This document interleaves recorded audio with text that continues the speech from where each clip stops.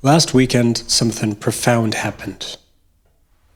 But it wasn't what happened, but rather what I didn't do as a result that makes the story interesting. Because of what happened, I wanted to publish a post on social media. But instead of posting it, I felt ashamed and confused and angry at myself, which is why I announced to take a break from LinkedIn for 30 days and then deleted the app. And here's why. On the weekend, a neighbor of ours needed an ambulance, and since they were in shock, they asked for our help to call it. So we helped them and then left the work to the pros as they arrived. But then something happened that left me speechless and really angry. Or rather, I had the feeling of Empörung. That is a German feeling, like Schadenfreude or Angst, that doesn't have a literal translation into English. Empörung is a bit like outrage, but it only works with an audience. It's not just feeling angry, it's about broadcasting that anger, and in doing so, placing yourself above the person you're criticizing because you believe you know better, or want others to think you do. Empörung is the stuff that shitstorms are made of.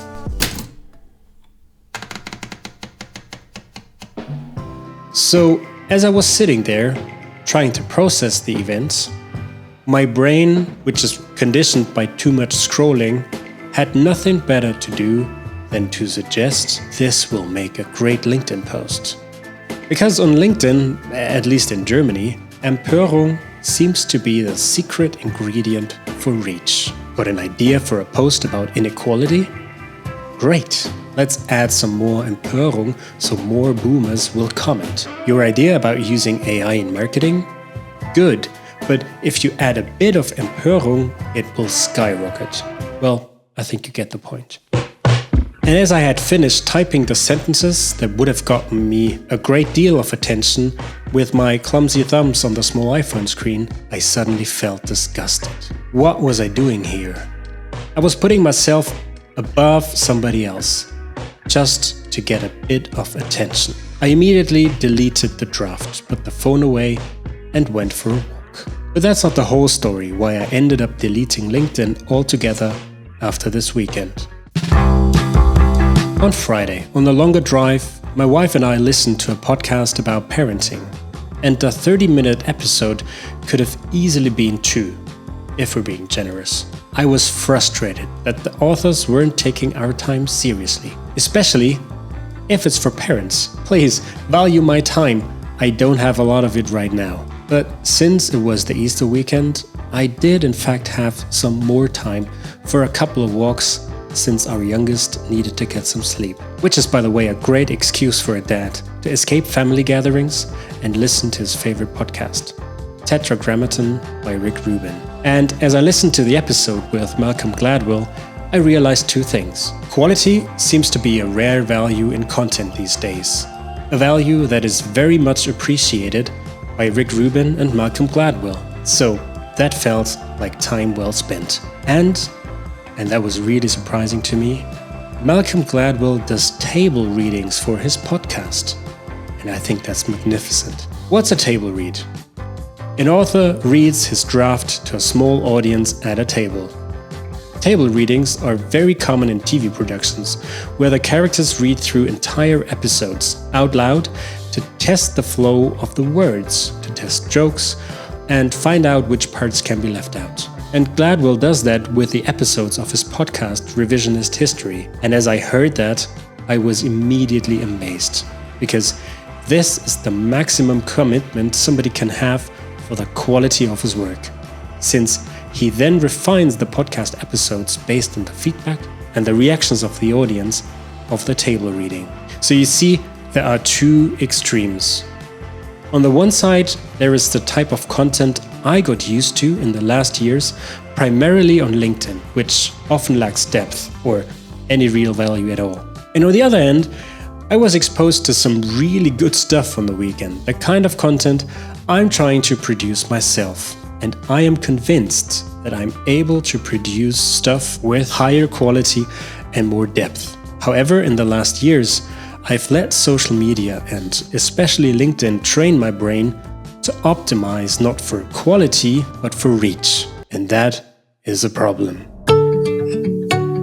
Quentin Tarantino famously changed his life overnight, or at least that's the story he likes to tell in interviews. Being an unhappy 20-something, he once sat down one night to write down everything he didn't need in his life and everything he wanted to achieve.